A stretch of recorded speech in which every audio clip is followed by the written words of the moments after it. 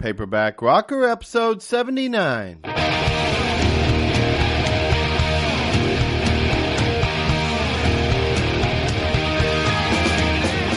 Hey, this is Matt Severson, the Paperback Rocker, and I'm broadcasting from my 6x9 foot cinder block shack in the desert of northern Mexico, southern Texas. Welcome and thanks for checking out my show.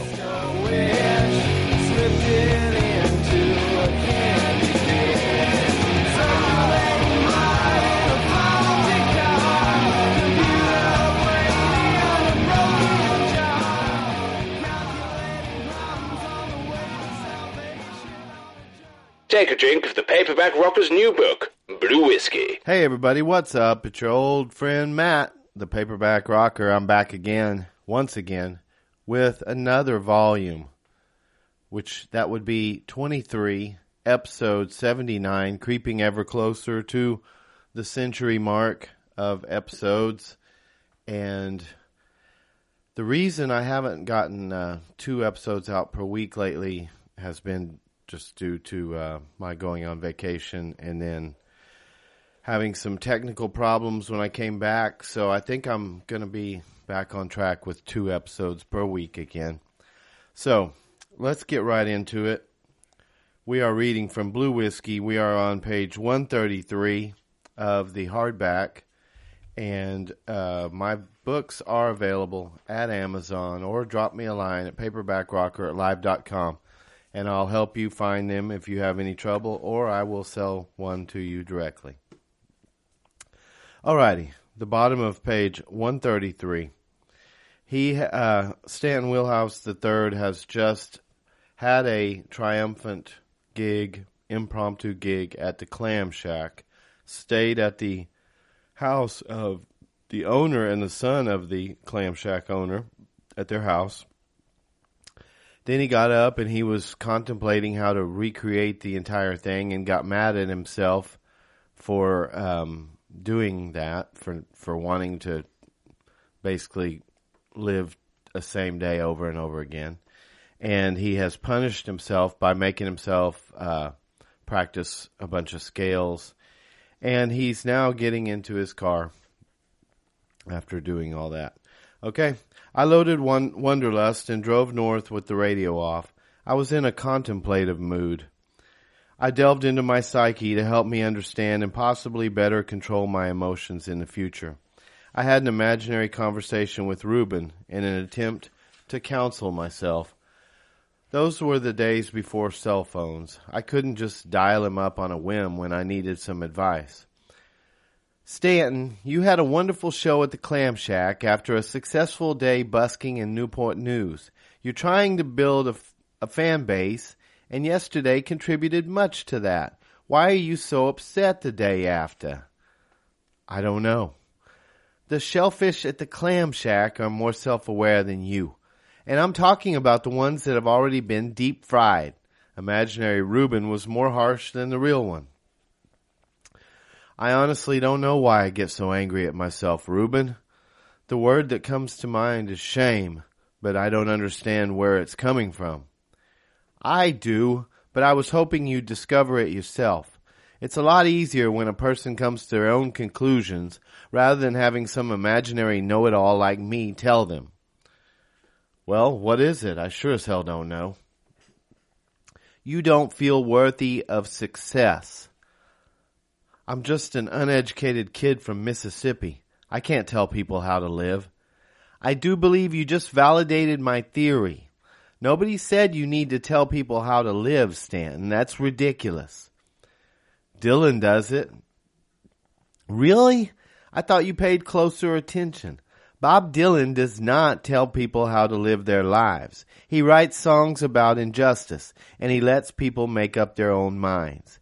If you want to be a man, rather than say a jellyfish, you better have an opinion. I could give Bob Dylan a little advice on how he's living his life. I'd tell him to quit smoking and doing so much speed. He'll be dead by 30 if he keeps it up. I laughed.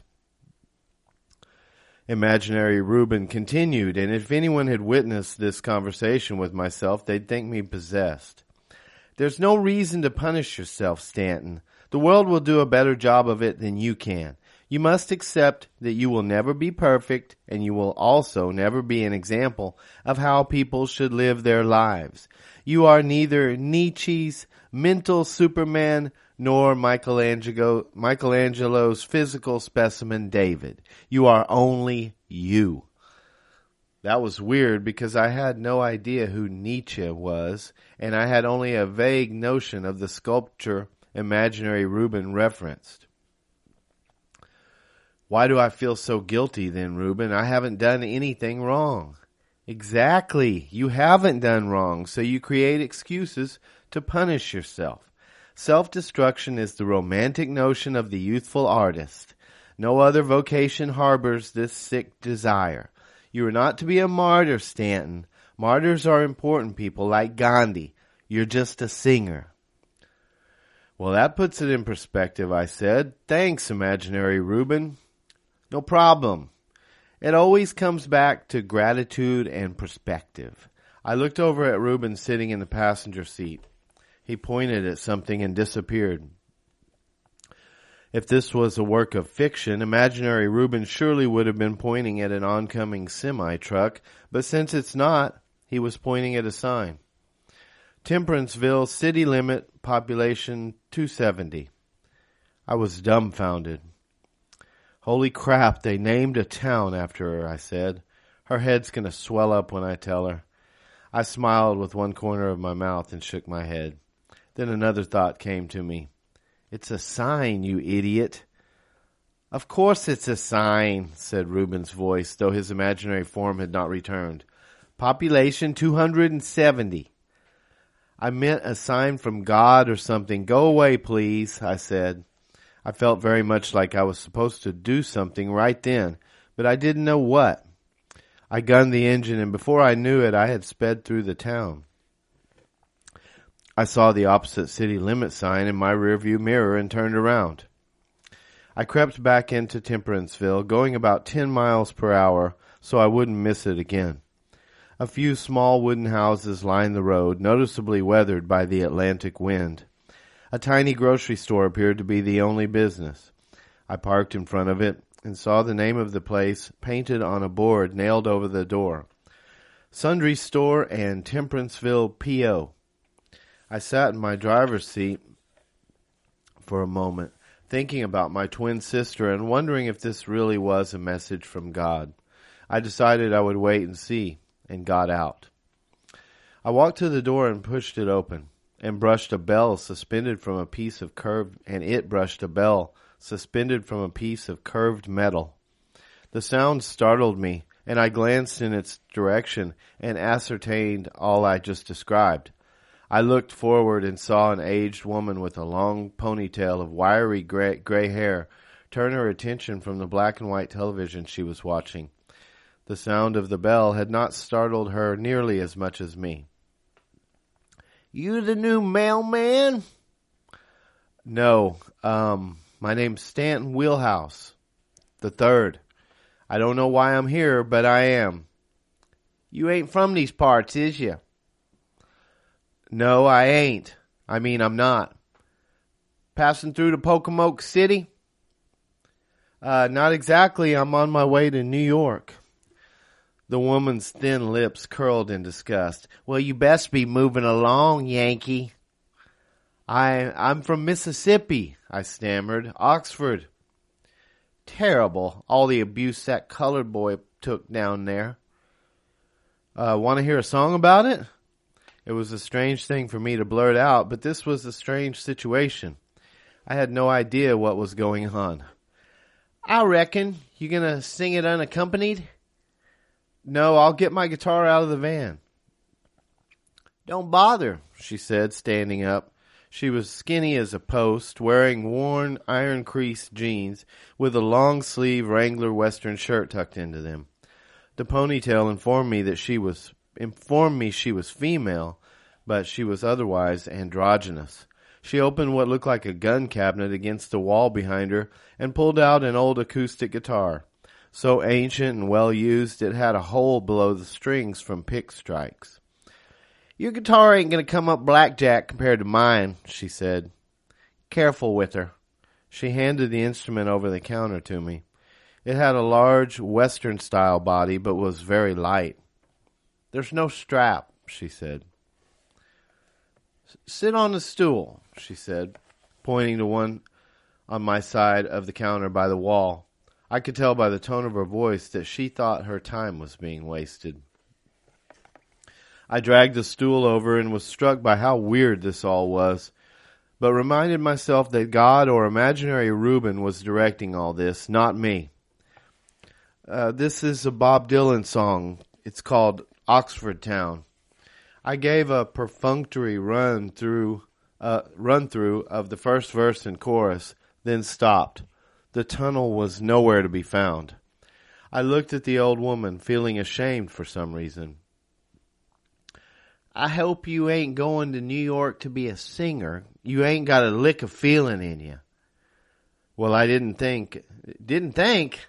Nonsense. If you're going to make the effort to play a song, you always do it as best you can. I know what you thought. You thought some old bumpkin woman in the sticks was a waste of your time. I didn't think that at all. You're not a waste of time. I just thought you might not relate. You need to make me relate. She sounded like she knew what she was talking about. Besides, I done told you I thought it was terrible what they done to that colored boy. You should have knowed I related. She shook her head and said softly, "Pitiful." I'm sure she would have spat on the ground if she was outside. "Give her to me," she said, holding out a sinewy hand. I handed her the guitar, and she rested it on the counter, standing behind it. She strummed a few chords to check the tuning. "Listen how it's done," she said, but she did not start a song. Her eyes looked up at the ceiling, and her lips moved slightly. She said, "Bad thing about when you get old as me. The words are floating around, and I have to lasso them." After a minute, she said, I think I rounded them up." She launched into a ballad about a woman whose father, husband, and son were all killed in separate coal mining accidents in Kentucky. The woman and the son in the song buried her men side by side on a hill so they could face their family home in death. The old lady's voice warbled off-key at times, but the song was better for it. The story was what was important. Tears splashed on the old oak floor as she finished. My tears. She was touched by the emotional toll of playing the song too, with tears of her own, but she muttered, "That's the way you play a song, whether it's for yourself or a whole damn town." I wiped my cheeks. "Who wrote that?" "I did." Our eyes locked, and pain flashed across her face. We both felt exposed and found other things to look at, like the floor and the ceiling. "Would you mind if I got my guitar and spent a little more time with you?" I said. "Until the man comes with the mail, I've got nothing to do," she said. "When do you think that will be?" "Tomorrow, maybe." Seconds passed, and she sniffed. "Well, go get your guitar, Stanton, whatever the third." An hour later, Lydia and I were good friends. She drank a constant stream of A&W root beer while we acquainted ourselves. We hadn't played any more music, but we had talked a lot, and I learned much that would go into songs I wrote later. "It's the hardest stuff I touch," she said, holding up her third empty bottle. "Didn't used to be like that after I lost my boys. I hit the bottle hard for years until I figured my boys wouldn't want me to lose my life after all they put me through. Damn coal mine." "Yes, ma'am." "Quit with the ma'am shit," she said. "My name's Lydia. Use it." I smiled. "Lydia, can I play another song for you?" "You can if you don't cut it short like the other one." That deeply offended me. You was just getting warmed up and you shut her down. Never underestimate your audience, Stanton. I don't care if you're playing for a bunch of sorry senators or a gaggle of hayseeds. Always play the best you can. I played guitar behind Loretta back in Butcher Holler, and you talk about being under a magnifying glass. Those hillbillies down there can flat out pick, and they wanted nothing more than to see a skinny young gal like me screw things up. I bet you didn't screw up. You better believe that's slick, she said with a glint in her eyes. I'll never underestimate my audience again, Lydia. Lesson learned. Never underestimate the audience. Which is one of the entries in his notebook there, the lesson learned. That is at the top of page 139, and that will be where we will end this episode, this volume of Blue Whiskey. I hope you're enjoying it, and I will be coming back with another episode soon. Buy the books on Kindle, hardback, paperback, you name it. Amazon.com, Matt Severson, paperbackrocker@live.com. Drop me a line. I'll see you next time. Have a good week. See ya. The Paperback Rocker has signed off.